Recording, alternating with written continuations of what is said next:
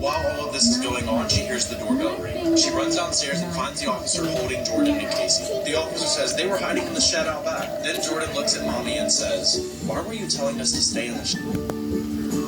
My wife has a removable face. I've never looked at what's beneath it, but my best friend has. On our third date, Samantha said, "Look closely, my face is removable." She lifted her chin and pointed to her jaw. Every night I have to remove the face and disinfect the inside of it. If I don't, it'll start to rot. This takes about an hour. During this time, you must never ever look at my real face. Thinking this must have been a joke, or she was in some kind of horrible accident where her face was damaged, our relationship continued. Eventually, we even got married, but every night was the same. Samantha would close herself in the bathroom and clean the inside of her face. The curiosity never left me. I came so close to barging in on her a few times, but I never did. I'd never even told anyone about Samantha's removable face except Chris. Chris was one of my best friends, and when I told him, he said, "Doesn't that drive you crazy, not knowing? You could set up a camera in the bathroom. That's where she cleans it, right?" I sighed. I've asked her a million times. She told me I could never look, and I heard Chris like, but Chris had other plans. It wasn't until one night when I had to leave Chris alone with Samantha that he did take a look at what's underneath her face, and that's when everything went wrong.